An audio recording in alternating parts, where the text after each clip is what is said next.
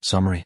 Edward Bellwood, a 35-year-old lawyer from Boston, inherits the ancient Bellwood Estate after the death of his estranged father. Though he remembers little of his early years there, his mother having fled with him when he was just a child, he returns out of duty, determined to sort through legal documents and sell the crumbling property as quickly as possible. Upon arrival, Edward finds the estate immense and oppressive, a labyrinth of dark hallways and shadowed staircases that seem to lean in around him. The air inside is strangely warm for the season, carrying the scent of mildew laced with something sweeter, like flowers left too long in water, edging toward decay. Portraits of long-dead Bellwoods line the walls, their eyes seeming to follow his every movement, expressions caught somewhere between judgment and hungry expectation. The local solicitor hands over the keys and thick sheaves of paperwork with visible relief, eager to step back out into the cold. Edward's first nights are plagued by unease. He hears faint footsteps lingering outside his door, whispers that go silent the instant he grips the handle. Sometimes he wakes with the feeling of someone standing by the bed, breath warm on his cheek. By daylight, determined to maintain reason, he explores the house room by room, cataloging items for future auction. Among stacks of yellowed papers and forgotten heirlooms, he discovers a slim diary belonging to Clara Bellwood, an ancestor who died under grim circumstances. Her neat, looping handwriting describes voices that call to her from inside the walls, dreams of corridors that twisted endlessly, and a cellar that waited like a mouth. As days slip by, Edward begins to realize the house is subtly changing around him. Corridors lengthen, doorways appear where solid walls once stood. Rooms he knows he has passed close behind him reappear ahead as though conspiring to lead him somewhere.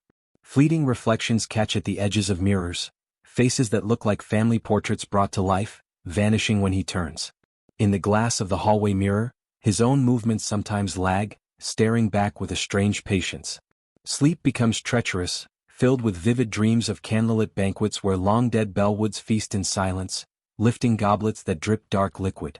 A woman's soft voice, Clara's, calls his name, promising he will never be alone again.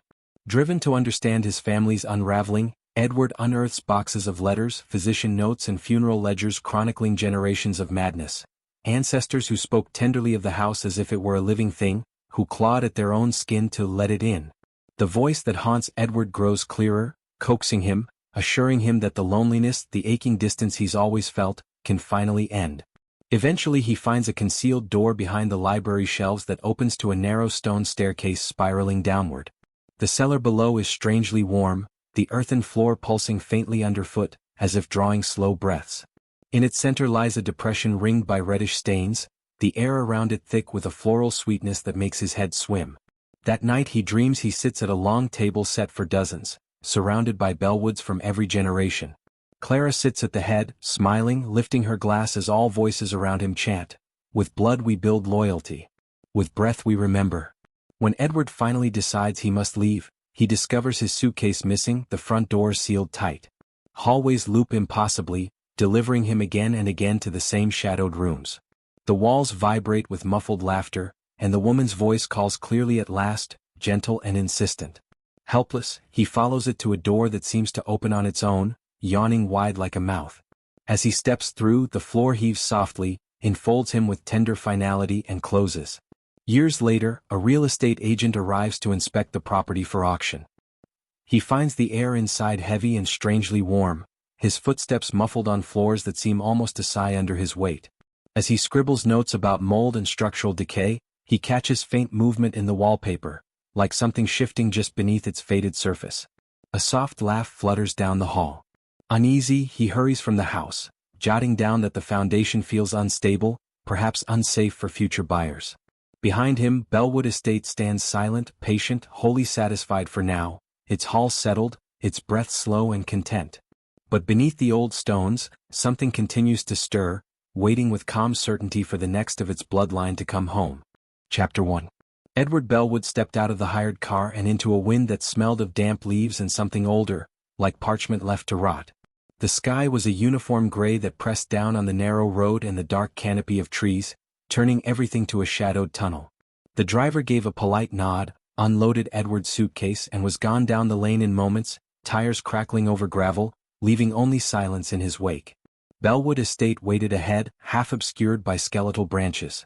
Even at this distance, the house looked alive in a way that made Edward's skin crawl.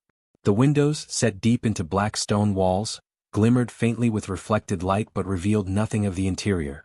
High gables and chimneys jagged against the low sky like broken teeth. He drew a steadying breath. This was duty. Nothing more. He was here because the law demanded it, because his father had died alone in these rooms and left him the last Bellwood standing. A swift cataloging of the property, a few signatures, and it would be on the market. Someone else's problem. Someone who didn't share his blood. The wrought iron gate opened with a reluctant shriek when he pushed it. Moss grew thick on the stones lining the path, clutching at his shoes with a damp insistence. As he approached the house, he noticed the carvings above the door, the Bellwood crest, a snarling wolf wound through with laurels. Below it, the family motto was barely legible under centuries of grime. Edward's lips twisted into a humorless smile. His father used to recite it in a low, reverent voice, sanguine tecto fide mene. With blood in the roof, loyalty remains. Inside, the house greeted him with a sigh of stale air. Dust motes danced in the weak daylight that filtered through half-shuttered windows. The foyer stretched out on either side, lined with portraits that followed his movements with solemn eyes. Somewhere in the dimness above, a chandelier hung, its crystals dulled by neglect, cobwebs swaying gently. He rolled his suitcase forward, its wheels muffled by a thick, faded runner.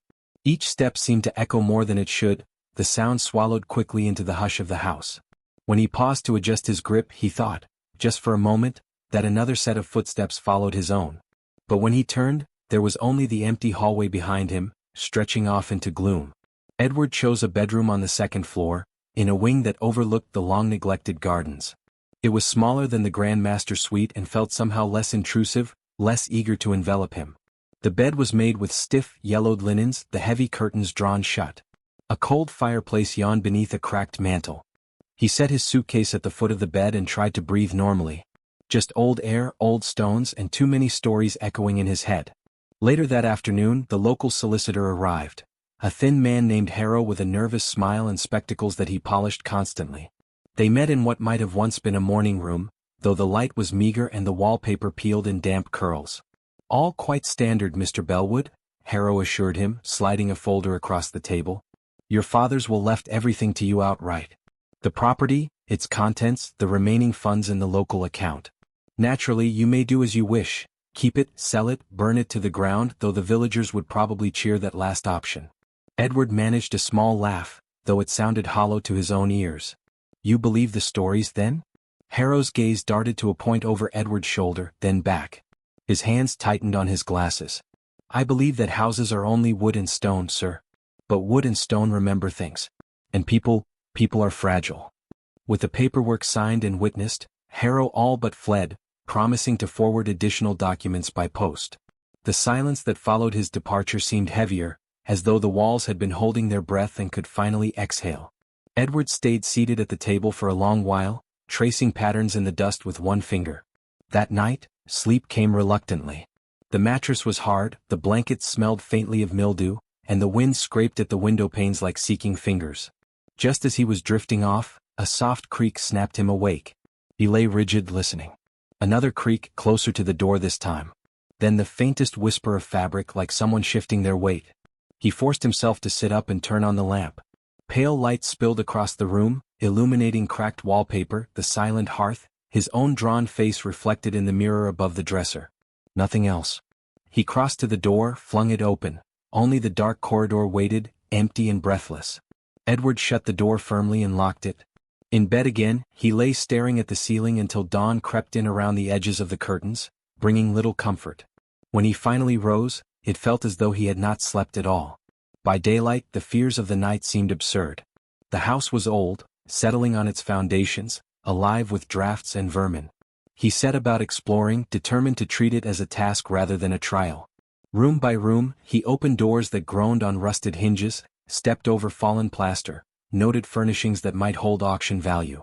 In one parlor he found a harpsichord with strings long since snapped. In another, a table laid for tea, cups and saucers thick with dust, as though the family had simply stood up mid-conversation and never returned. Near the end of his circuit, Edward entered the study. It smelled of old leather and something sharper beneath, ink perhaps or the tang of iron. Books lined every wall, their spines cracked and titles faded. Papers lay in careful stacks on the massive desk, beside an inkstand and blotter that looked as if they'd been used yesterday. He sat in the worn chair and leafed through a pile of correspondence, most of it mundane. Notices from tenants, receipts, a few stiff letters from distant relatives offering condolences on various unnamed tragedies. But at the bottom of the stack lay a slim green-bound journal, unmarked. He opened it and his father's precise hand leapt from the page. March 3, 1993. The dreams have grown vivid again. I walk these halls by candlelight, though I do not remember rising from my bed. Sometimes I hear Clara's laughter echoing ahead of me. I follow it without fear, and when I wake, my feet are wet with dew. Edward closed the book with a snap. His mouth had gone dry. He rose too quickly, nearly overturning the chair. In the doorway he paused, feeling the floor beneath his feet, a subtle vibration as if the house itself had sighed. He told himself it was imagination, the power of suggestion after reading his father's troubled ramblings. But even as he climbed the stairs back to his chosen bedroom, the thought returned, quiet and insistent. Wood and stone remember things. And sometimes, perhaps, they whispered those memories back. Chapter 2. The next morning dawned weak and sullen, a watery sun barely piercing the veil of gray that hung over Bellwood Estate. Edward woke unrest, heavy-limbed, as if the night had been spent wrestling unseen weights. For a while, he simply lay there, eyes tracing the pattern of hairline cracks spreading across the ceiling like a map of old rivers. Eventually he rose, dressed, and went down to the kitchens in search of coffee. The great range stove stood cold, the hearth littered with ancient ash. A kettle left on a sideboard still held rusted traces of water. He found himself opening cabinets, peering into dusty shelves more out of need for occupation than any real hope of finding supplies. It struck him how the house seemed to resist being lived in, as though it tolerated his presence only because it had no choice. He spent the rest of the morning exploring further. Each door he opened revealed more faded opulence. Salons with heavy velvet curtains, a small conservatory choked with dead vines, a billiard room where cues lay scattered across the floor as though dropped in flight. Everywhere hung the smell of disuse, tinged now and then by something less easily named, a sweetness that turned in the air, part floral, part something closer to rot. In a narrow hallway off the main drawing room, Edward found a tall mirror in a gilt frame. The glass was clouded, tarnished with age. As he passed, he caught his reflection lagging slightly behind him. He turned quickly, heart knocking against his ribs. The image smoothed out at once, matching his movements perfectly. He let out a breath he hadn't realized he was holding. "You're jumping at shadows," he muttered, though his voice sounded thin in the long corridor. Later, sorting through a writing desk in one of the smaller studies, Edward uncovered a bundle of letters tied with a pale blue ribbon gone nearly gray with dust. The handwriting was elegant and looping, unmistakably feminine. Carefully he unfolded one and read. June 14, 1892.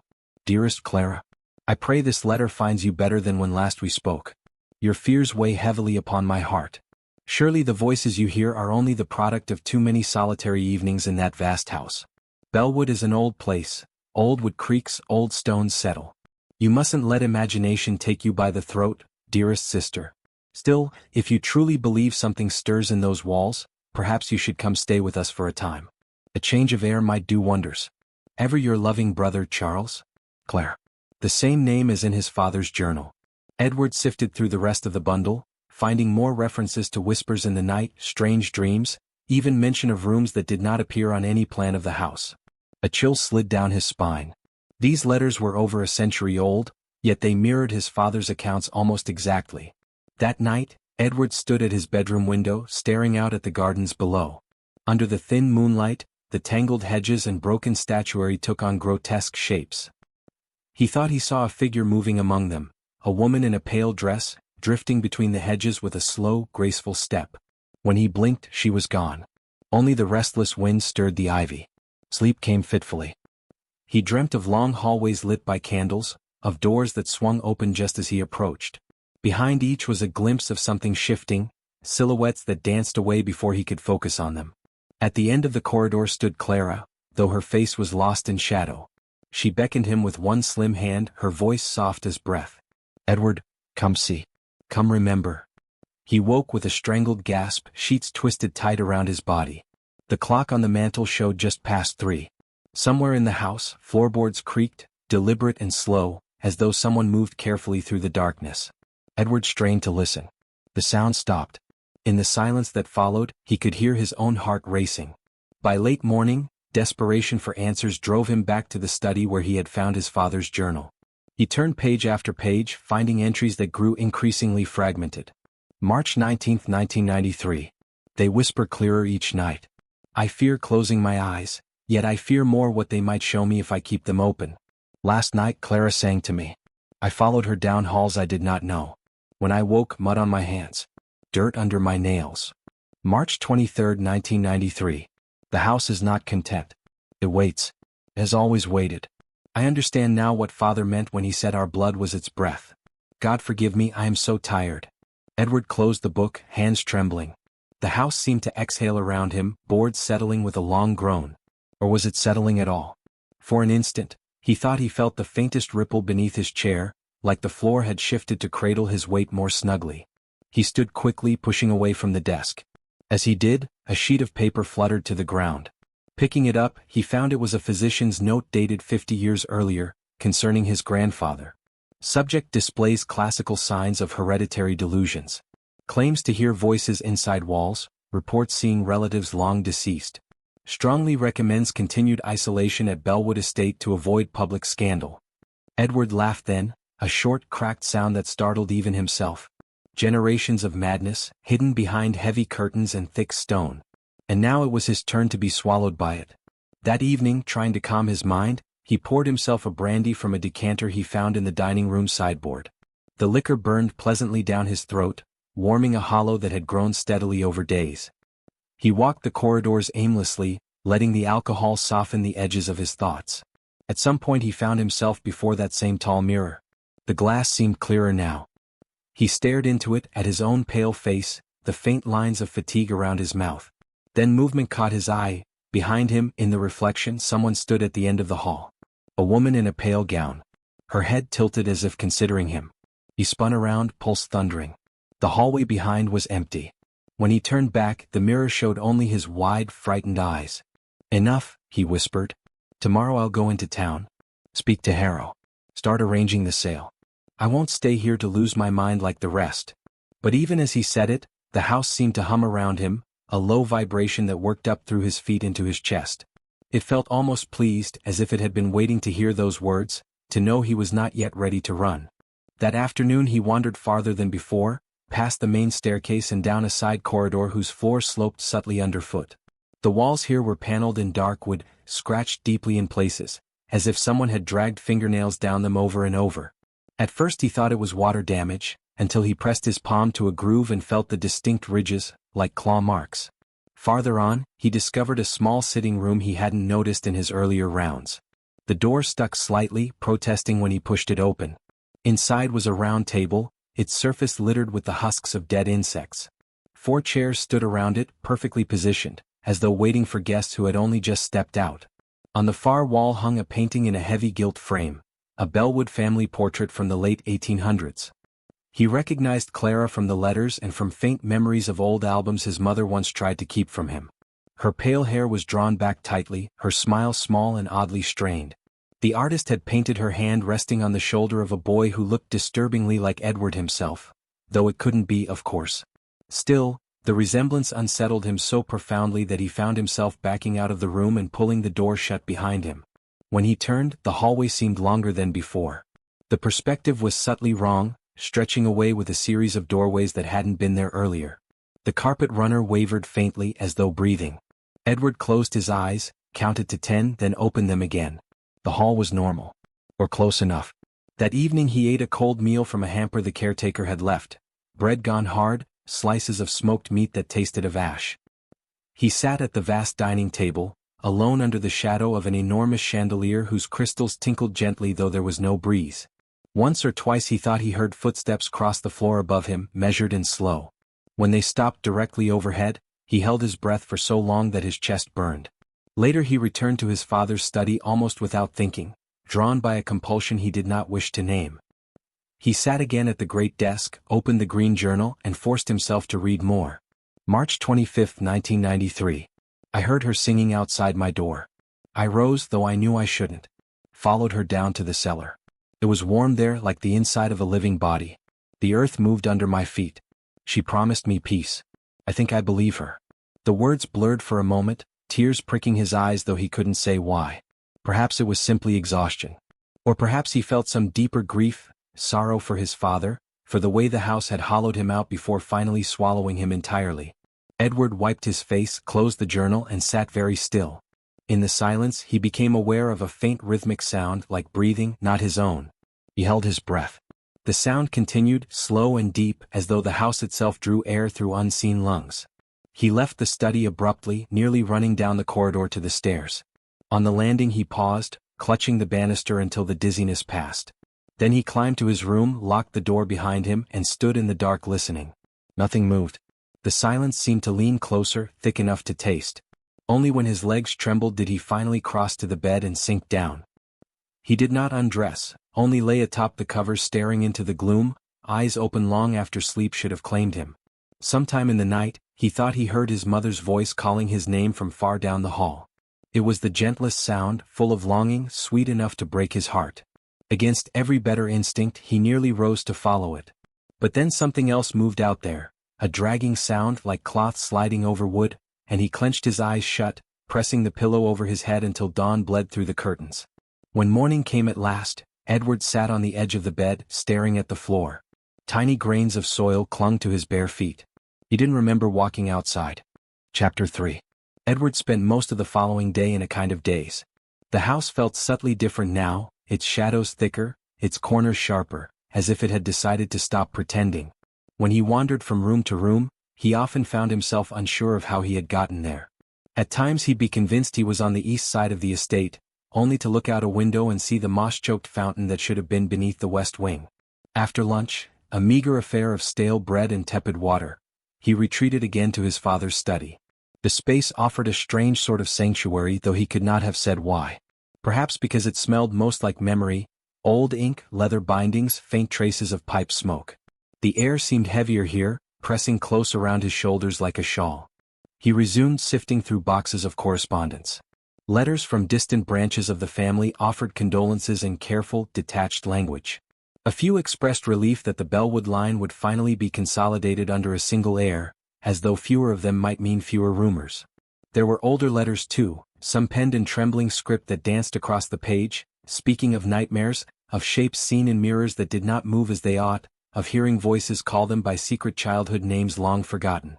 Near the bottom of one battered carton, Edward discovered a packet tied in twine. The paper was brittle with age, the ink brown nearly to rust.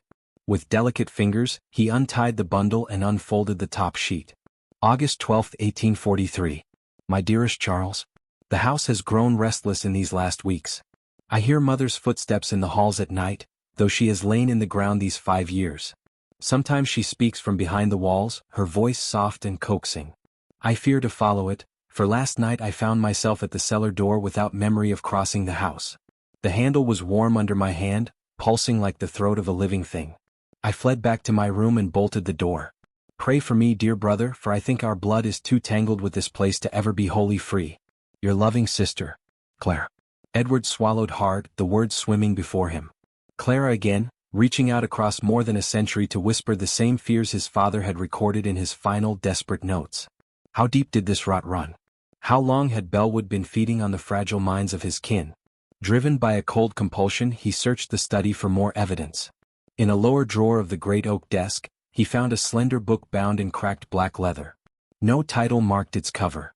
Inside were short, meticulous entries in Latin, interspersed with small anatomical sketches, spines opening like seed pods, skulls fractured to reveal dark, flowering masses. Though he had studied enough of the language at university to piece together simple passages, much of it remained frustratingly opaque. One phrase repeated with unsettling frequency. Sanguine tecto, fide mene. With blood in the roof, loyalty remains. He slammed the book shut, breath shallow, heart racing. Outside the study door, the corridor seemed to ripple slightly as though viewed through heat. A low thud sounded down the hall, something heavy shifting on old boards. Edward stood, forcing his legs to carry him back to the threshold. When he stepped out, the hallway lay still and silent. But he could not shake the certainty that it had been rearranged, that the pattern of doors was somehow wrong, the distances subtly changed. That night, sleep was fitful and black with dreams. He walked endless hallways by candlelight, each turn opening to more doors, more rooms where shadows clustered thickly in the corners. Somewhere ahead, Clara's laughter drifted, bright and brittle as glass. He followed it down a narrow staircase that wound deeper and deeper until the air grew warm and wet against his face. At the bottom waited an open doorway spilling faint reddish light. "Edward," she sang, voice floating up to meet him. "It's time to come home." He awoke with a start, throat raw as if he'd been shouting. Moonlight filtered through the curtains, painting the floor in ghostly stripes. A chill spread over his skin. It took him a moment to realize it was because the sheets were damp. He flung them aside, recoiling. His feet and the hem of his nightclothes were caked with mud, small pebbles still clinging to the fabric. The next morning he washed himself in icy water from the cracked basin, scrubbing at his skin until it was raw. He tried not to look at the floor where faint footprints trailed from the door to the bed, already drying into dusty smudges. In a vain attempt to reassert control, Edward returned to the study yet again. He spent hours cross-referencing family records, piecing together a grim tapestry of tragedies. A great-uncle who drowned himself in the garden pond after claiming his dead sister beckoned him from beneath the lily pads. A cousin who vanished for 3 days and returned mute, eyes wide and unblinking, only to hang herself a month later. An entire branch of the family that simply disappeared from record, the only clue a line scrawled across the bottom of a faded family tree. Returned to Bellwood. Lost thereafter. As the afternoon darkened into evening, he found himself standing once more before the tall gilt mirror in the corridor. His reflection gazed back, wan and hollow-eyed. But then it smiled. Slow, deliberate, a curling of the lips that did not match the numb weight on his own face. Edward staggered backward, hand to his mouth. The mirror showed him dropping his hand a second too late, as if caught off guard by his movement. A tremor ran through him, and for the first time he truly wanted to flee, to abandon Bellwood, to leave every ghost and secret sealed behind its heavy doors. But the thought faltered even as it formed. Some deeper part of him quailed at the idea of departure, whispering that he could not go, that he would never truly be able to leave this place that had shaped his blood, molded the marrow of his bones long before he was born. That night, when Clara's voice came again, soft as breath at his ear, he did not turn away. Edward could not remember eating dinner that night. At some point, he found himself seated at the long dining table, a single candle guttering before him, the flame bending toward him as if hungry. A plate sat untouched, though crumbs clung to his fingers. He licked them away without thinking, then flinched at a sudden metallic taste, coppery as though he'd cut his tongue. The candle popped, sending a thread of wax down its side. In the dark beyond its small halo, the room felt cavernous. The long walls seemed to recede, then creep closer again, breathing in slow, immense cycles. Edward stood so abruptly that his chair toppled backward with a dull thud. He fled the dining room and found himself wandering, uncertain how much time had passed. Bellwood's corridors folded strangely around him, leading him in loops that always returned to the same central hall with the great portrait of his grandfather scowling down. Once he thought he heard someone breathing just behind his shoulder. He spun around so violently he nearly fell. No one stood there. Only a tall window reflected back his shape, small and shivering in the lamplight. Later, restless and driven by a dread curiosity, he climbed to the attic. The narrow stairs groaned underfoot. At the top waited a low-ceilinged space cluttered with trunks and old furniture shrouded in yellowed sheets. Dust lay thick over everything. As he passed a large armoire, something skittered inside, small claws scratching against wood. He recoiled, heart thudding, but the noise ceased. He pressed on. In a trunk pushed against the far wall, he found stacks of brittle newspaper clippings tied in cord. Many were local notices: marriages, estate auctions, obituaries. One short column bore the heading "Tragedy at Bellwood," in faded type. May 11, 1874. Miss Eleanor Bellwood, age 16, was discovered deceased in her bedchamber by household staff early yesterday morning. Family sources report the young lady had suffered from a nervous condition for several months. The physician on hand declined to offer specifics. No signs of foul play were present. The Bellwoods request privacy in their time of grief. Tucked beneath this was another clipping, smaller still, without date. Bellwood line unbroken. Estate passes once more to direct heir. Old families breed old promises. With blood, with breath, the house stands waiting. Edward dropped the paper as if burned. The words felt wrong somehow, more like a private letter than a published piece. Who would print such a cryptic statement? He sank to the dusty floor, elbows on his knees, head in his hands. The air up here was stifling, full of dry rot and the faint sweetness he now associated with the house's deeper mysteries. His skin prickled, and he realized with a slow, crawling horror that he was sweating. Yet the sweat had a faint pinkish cast, tiny smears on his palms when he wiped them on his trousers. Suddenly unsteady, he stumbled to his feet. The attic seemed to list to one side, then correct itself, floorboards pulsing beneath his shoes. A sound rose around him, very soft. Not wind, not settling timbers, but something like a vast exhalation, as if the house had drawn a long, contented breath. He fled then down the twisting stair, past rooms that seemed subtly rearranged. At one point he glanced through a doorway and saw a long dining table set for dozens, silverware gleaming in candlelight, but when he stepped back and looked again it was empty, draped only in moth-eaten linen. In the dark of his room, Edward sat on the edge of the bed, hands clenched.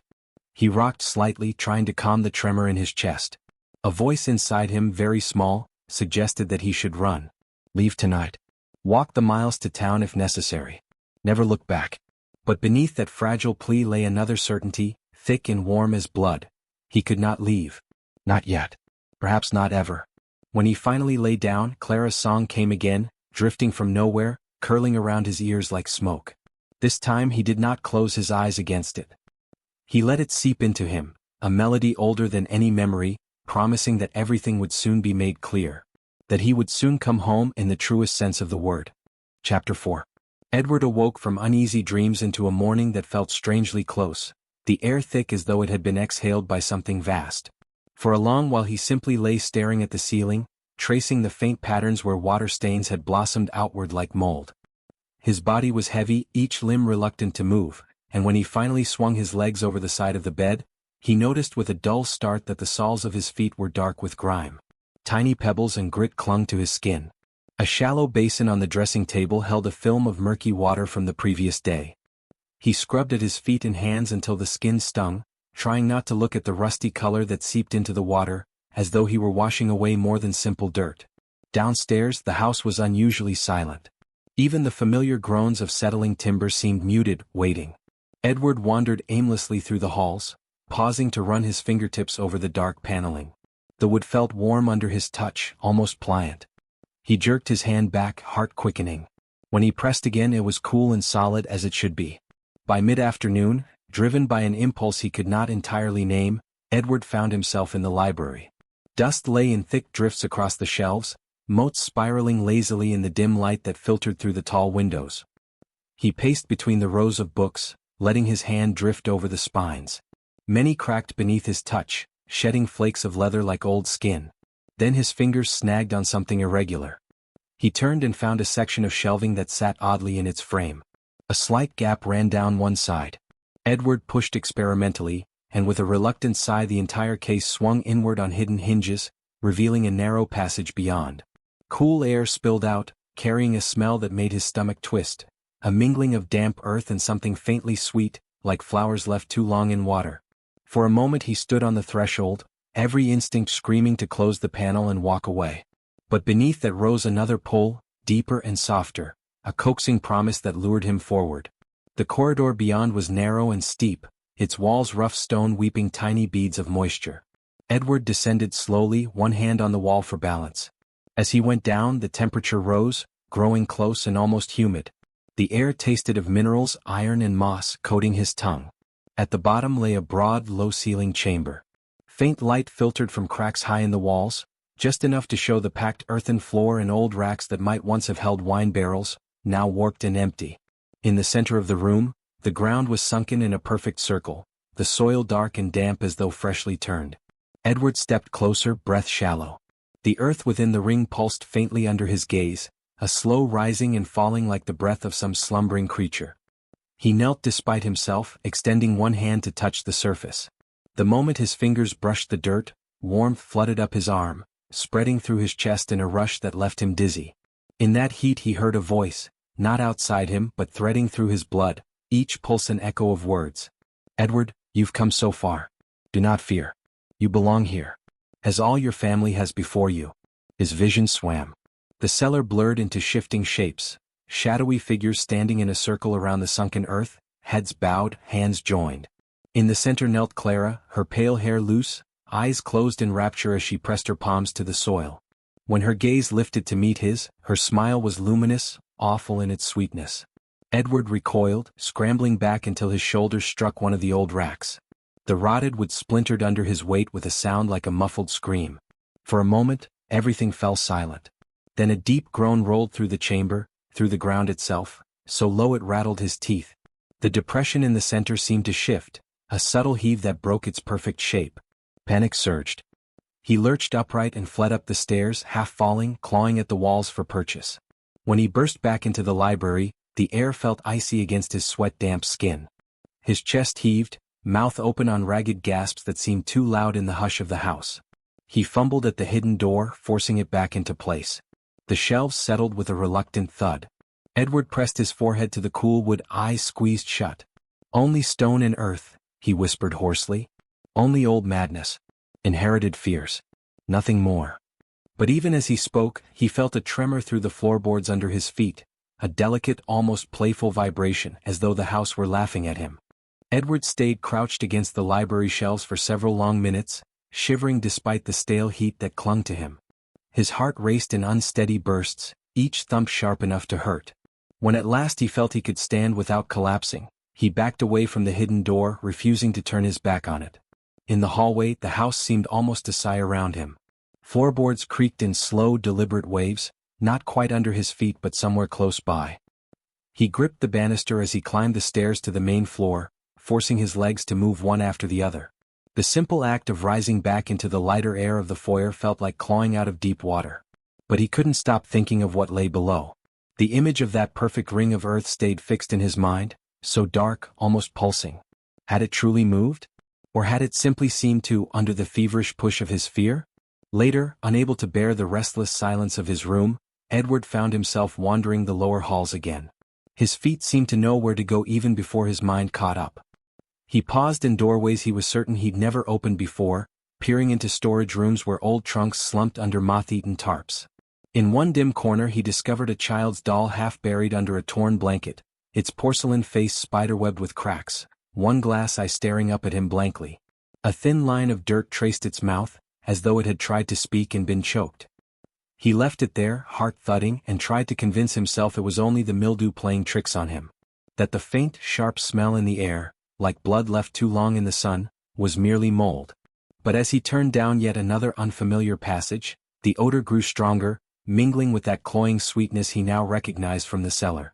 The hallway led him to a door he didn't remember seeing. It was narrow, painted in the same sickly shade as old ivory with a dark iron handle. Something about it repelled him immediately, yet he reached out all the same, hand trembling as it closed over the cold metal. The door didn't open. It held firm, refusing even to rattle in its frame. Edward pressed his ear against it, breath held. From the other side came a faint sound, rhythmic, slow, like something vast breathing. He staggered back, bow rising in his throat. The walls seemed closer than before, the wallpaper's faded patterns twisting minutely as he watched. It was only exhaustion, he told himself. Hallucinations born of stress and lack of sleep. That must be all. Trying to banish the echo of that breath, Edward retreated to the drawing room. Dust lay thick on every surface, motes swirling lazily through the air like tiny gray insects. He dropped into a chair by the cold hearth and buried his face in his hands. When he lifted his head again, he found he was no longer alone. In the far corner of the room stood a figure, tall, draped in shadows, edges indistinct. For an instant it seemed to regard him, head cocked slightly as though in gentle curiosity. Then it stepped backward and dissolved into the gloom. Edward shot to his feet so quickly the chair skidded and tipped. "Who's there?" His voice cracked against the stillness. No answer came. Only the creak of the floorboards beneath him, echoing once, then again from the doorway, though he hadn't moved. Breath shallow, he backed out of the room. The corridor beyond seemed to lengthen as he looked, stretching away into a dark that was almost liquid. When he closed his eyes, he could still see the figure standing patiently at the end, waiting. By the time he returned to his bedroom, his hands shook so badly he could barely turn the key in the lock. Once inside, he bolted the door and pressed his back against it, waiting for the sense of the house's pulse to fade. It did not. In fact, the longer he stood there, the more he felt it, a subtle, coaxing vibration in the soles of his feet, as if the floor was humming to itself. When sleep finally took him, it was laced with dreams of warm earth closing over his body, pressing tight against his ribs, filling his mouth.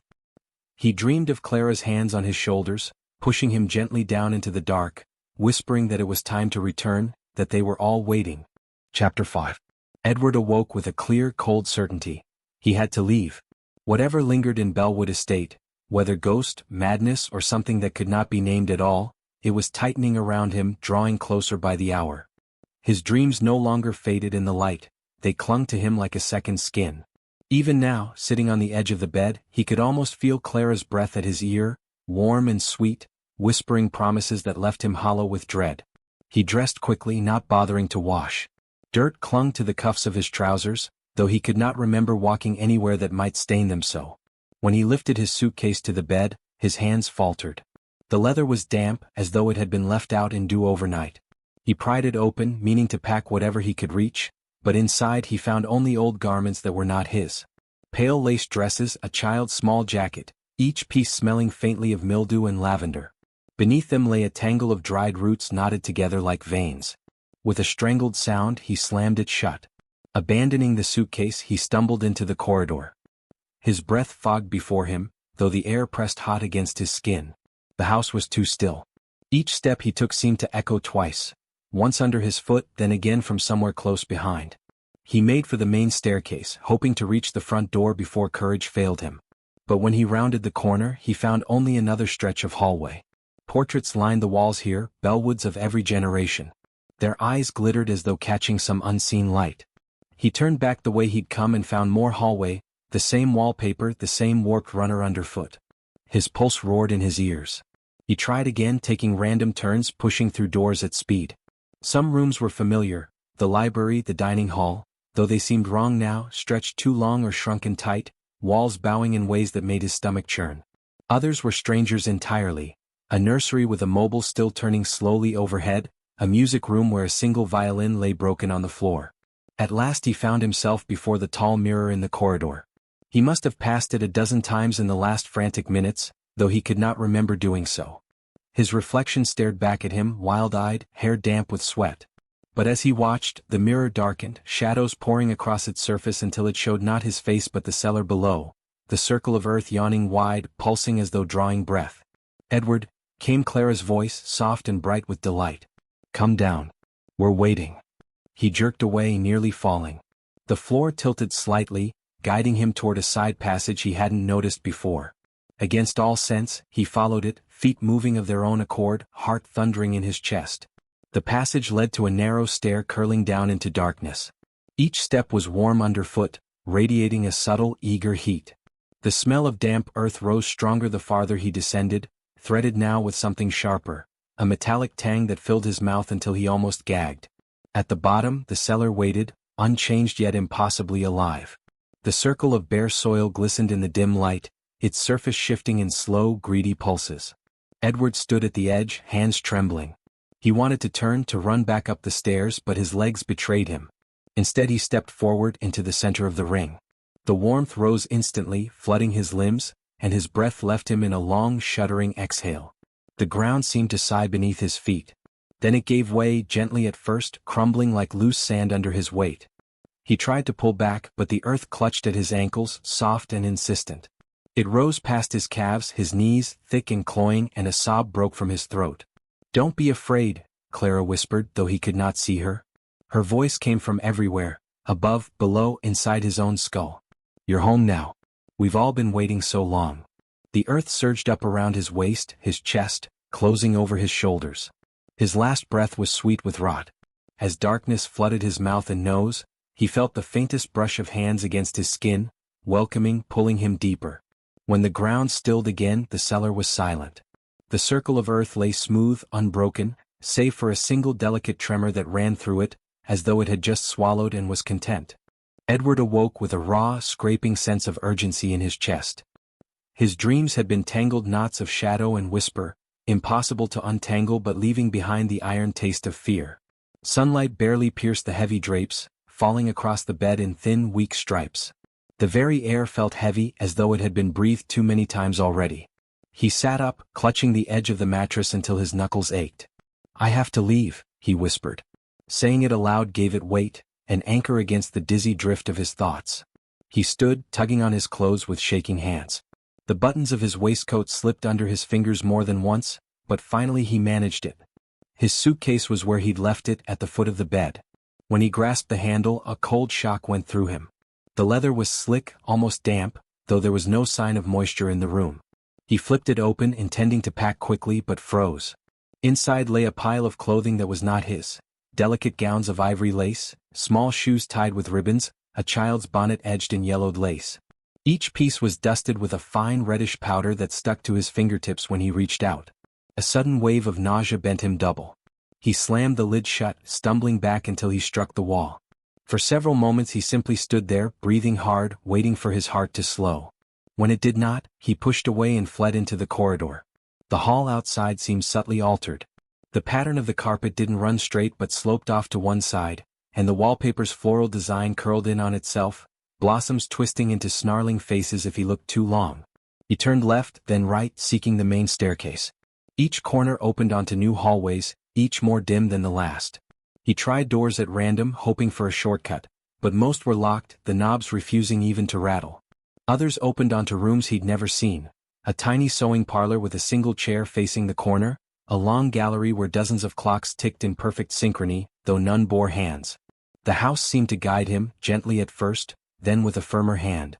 Whenever he thought he recognized a corridor, it stretched ahead impossibly long, or curved back on itself so that he found himself returning to the same spot again and again.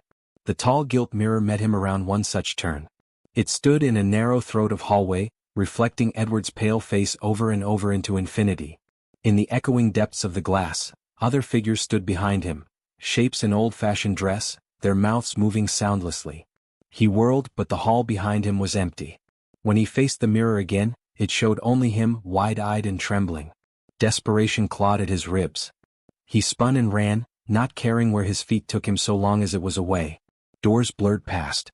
Portraits watched with gleaming eyes. At last a turn brought him up short before a narrow archway he didn't remember. Beyond it lay stairs curling down into darkness. Cold air breathed up from below, tinged with that sweet, rotting perfume.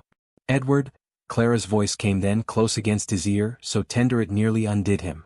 "It's time to come home." He let out a choked cry and bolted down the stairs. Each step seemed to lengthen underfoot, forcing him deeper and deeper. By the time he reached the bottom, sweat slicked his skin despite the chill. The cellar spread out before him, vast and low-ceilinged, the walls weeping thin trickles of moisture. The circle of bare earth waited at the center, darker than he remembered, its surface quivering with a subtle, eager motion. He stood at the edge, every instinct screaming to flee. But his feet betrayed him. One step, then another, carried him forward until he stood within the ring. Warmth surged up through his boots, curling around his calves like breath. A tremor ran through the soil, a gentle heave that almost rocked him off balance. Then it parted under him, slow as sinking into a deep bath. The earth closed over his shoes, then his ankles, creeping up his shins in a tender, swallowing pressure. "Don't fight it," Clara whispered. Her voice was all around him, inside him, vibrating in his bones. "You were born for this. As we all were." The soil climbed past his knees, thick and warm, clinging to his trousers. Edward clawed at the air, but his hands found only cool emptiness. The walls of the cellar seemed to pulse in rhythm with his heartbeat, or perhaps it was the other way around. His heart strained to match the ancient cadence of the house. When the earth reached his waist, he tried to scream, but the sound caught in his throat. A wave of dizzy pleasure rolled through him, so sudden and sharp it left his vision swimming. The scent of lilacs and damp moss filled his nose. He thought he saw figures in the shadows just beyond the cellar's edge, men and women with Bellwood faces, all watching with soft, welcoming smiles. The soil crept higher, over his ribs, up his chest.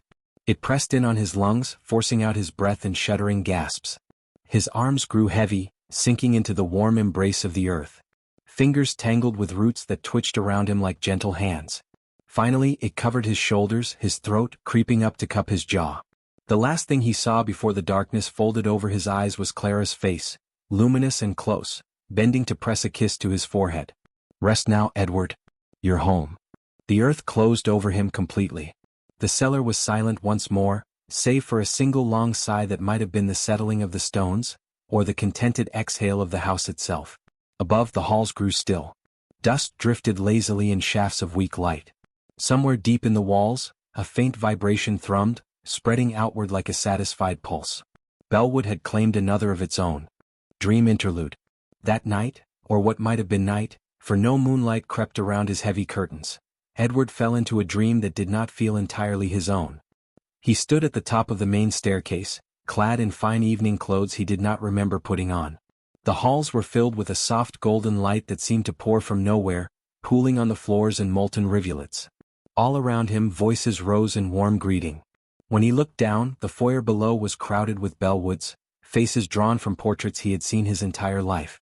Men in stiff cravats and women in gowns heavy with lace, children peeking shyly from behind their mothers' skirts. They all turned their eyes up to him as one. "Edward," they chorused, their voices blending into a harmonious hum that vibrated in the banister under his hand. "At last you've come home." He descended slowly, compelled by a gravity deeper than fear. As he reached the bottom step, the crowd parted in gentle ripples, revealing a long table set in the center of the foyer. Its surface was draped in white linen, though stained here and there with dark blooms that might have been wine, or something richer. Candles burned in silver candelabras, their flames steady and tall despite the draughts that wandered through the hall. Clara stood at the head of the table, radiant in a gown of pale blue satin, her hair flowing loose over her shoulders. Her eyes glittered as she reached for him. When he placed his hand in hers, her skin was warm, almost feverish. She led him to a chair at her right and gestured for him to sit. "With blood we build loyalty," Clara intoned, lifting a goblet that shimmered with a dark liquid. The others around the table echoed her, each voice pitched in perfect harmony. "With breath we remember." They raised their glasses and drank. Edward found his own hand lifting a cup he hadn't noticed before. The liquid within was thick, leaving streaks along the glass. When he brought it to his lips, it tasted of iron and earth, sharp enough to make his eyes water. Applause rippled softly down the table. Platters appeared then, laden with meats whose shapes he could not quite resolve. Steam rose from them carrying a scent that was sweet and cloying, stirring a strange hunger in his gut. Forks scraped plates. Laughter tinkled through the hall like delicate bells. Clara leaned close, her breath warm against his ear. "We've waited so long, Edward. Each generation brings us nearer to the promise." "What promise?" he whispered, though his voice came out thick and uncertain. She smiled, teeth small and sharp. "That the house will never hunger again." The others took up a soft chant then, words folding over each other in a tide that rose and fell with the candle flames. "Sanguine tecto fide mene." With blood in the roof, loyalty remains. Their faces blurred, eyes melting into dark pools, mouths widening in gleeful delight. Edward looked down and found his hands slick and red, dripping onto the white linen. The stains spread outward in intricate patterns, curling vines and blossoms that pulsed gently as though drawing breath. The room seemed to sway, the table stretching impossibly long, disappearing into shadows where figures still feasted, forever out of reach. Somewhere, far above, the house itself sighed in contentment. When Edward woke, his sheets were twisted around him like bindings. His hands were clean, though the memory of warmth and wetness lingered in his palms. The taste of iron clung stubbornly to his tongue. And in the dim quiet of his room, the faintest echo of voices still rose and fell, reciting in a language older than the stones around him. Chapter 6. Years later, Bellwood Estate stood unchanged, huddled beneath a canopy of twisted oaks whose bare branches clawed at the sky like blackened fingers. The drive up to the house was little more than a rutted track now, half swallowed by weeds and fallen leaves. As Nathan Sallow's car jolted over deep pockets of mud, the undercarriage groaned in protest, as though reluctant to trespass any further. He parked at the edge of the clearing, engine ticking into uneasy silence. For a long moment he sat gripping the wheel, eyes fixed on the looming silhouette ahead.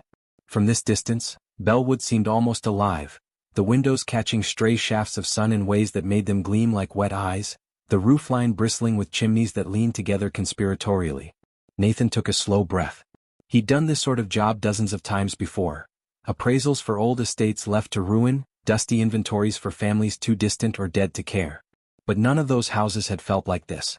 The air itself seemed thicker here, clinging to his skin the moment he stepped out of the car. With clipboard and pen in hand he made his way up the path. It narrowed in places to little more than a foot trail, swallowed by brambles that snagged at his trousers.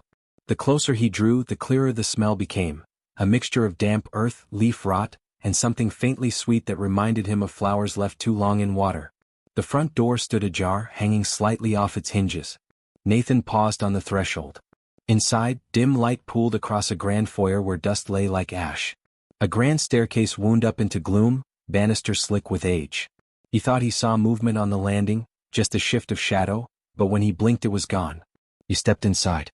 The floorboards underfoot seemed to give a tiny sigh, settling around him. He noted cracks in the marble tiles, dark stains that might once have been from water, or perhaps something else. As he moved deeper, the silence pressed closer. Even his own breath seemed muffled, absorbed by heavy curtains and threadbare carpets. Room by room he made his notes. A parlor choked with sheets over long-dead furniture. A dining hall where the table still bore a candelabra stuffed with melted stubs of wax. In one corner lay a single glove, small and delicate, nearly dissolved by rot. When he touched it with the tip of his pen, it left behind a faint reddish smear. Upstairs the bedrooms were worse. Wallpaper bubbled and peeled from damp, revealing old plaster scored with faint scratches. In one room, a dressing table mirror was cracked in a spiderweb of lines that seemed almost to shiver when he looked at them too long. He leaned closer, breath fogging the glass, and for an instant thought he saw someone standing behind him, a woman in pale clothes, face blurred. He spun around, pulse stuttering, but the room was empty. Nathan chuckled nervously. "Get a hold of yourself," he muttered, scribbling a note about possible water intrusion behind walls. The words looked jagged on the page, uneven as his hand shook. Descending back to the foyer, he paused on the last step. The ground beneath him gave a subtle shift, almost a rolling motion, as if he stood on the deck of a ship. He grasped the banister, knuckles whitening. The sensation passed, but left behind a faint vibration in his legs, rising up through his spine. "Settling foundation," he said under his breath, though it sounded weak even to him. He turned to go. As he crossed the threshold once more into the overgrown yard, a faint sound drifted after him, like a sigh or a soft laugh, echoing down the hallways he left behind. The hairs along his neck prickled upright. He did not look back. At his car, he slammed the door harder than necessary, eager for the machine's metallic embrace. As he started the engine, he glanced once more at the house through his windshield. A curtain on the upper floor twitched, not caught by wind, for the air outside was perfectly still, but drawn aside as if someone stood there watching. Nathan's stomach flipped. He put the car into gear and drove away down the rutted path faster than he meant to, branches scraping along the doors like pleading hands. Only when he reached the main road did he exhale fully, tension easing by slow degrees. Later, filing his report in the quiet of his small office, he wrote, "Structure extremely unstable. Foundational shifts evident throughout. Further excavation strongly advised prior to sale. Recommend buyer be informed of historical incidents tied to property." He paused then, tapping his pen against his teeth, before adding in smaller script below.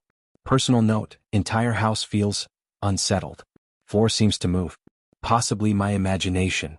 Far behind him, Bellwood Estate crouched in its clearing, patient as ever. A faint shudder rippled through old beams, down into ancient soil, as though the house had drawn a long, pleased breath. It would wait, as it always had, for the next to come home. In the months following Nathan Sallow's visit, Bellwood Estate remained quiet. The local agency that managed abandoned properties filed away his final report without comment, and the house slipped back into rumor and neglect. No one came to check the foundation. No surveyors were dispatched. Eventually, even the thin trickle of curiosity that drew strangers to its gates dried up, leaving the estate crouched alone among its choking gardens. Nathan himself was never seen again. He did not return to his office, nor did he visit family or friends. His small apartment above a grocery stood dark, mail gathering in neat, patient stacks. When someone finally broke down the door, they found no sign of struggle, no note, only a faint odor of soil and the lingering echo of a silence that seemed to deepen with every breath. The town lost interest quickly. Missing men were not new there, and Bellwood had always swallowed its stories as easily as it swallowed its heirs. The property records grew tangled over time, names overwritten, dates blurred by clerks who never stayed long enough to organize them properly. Some files disappeared entirely, misplaced without explanation. New staff who attempted to untangle the old paperwork complained of headaches, of odd dreams that left them breathless and uncertain in the mornings. Those who lived nearby continued to give the estate a wide berth. On certain nights, they spoke of dim lights flickering behind upper windows, or pale shapes drifting across the garden paths. Some insisted they heard voices, soft, lulling tones that rose from the ground itself, though few admitted it openly. Even fewer dared to walk close enough to confirm whether the soil beneath Bellwood still pulsed with that subtle, terrible life. Years stretched thin and unremarkable. Seasons shifted through their familiar cycle, painting the estate in frost and then green and then the choking gold of fallen leaves. Within the house, the air remained heavy, hushed, as though holding its breath. Deep under its rotting floors, past the old cellar door and the hidden rooms beyond, the earth lay warm. Every so often, it trembled, a gentle, satisfied movement, like the exhalation of something vast asleep. It waited there, calm and sure in its patience, content with what it had been given. For now.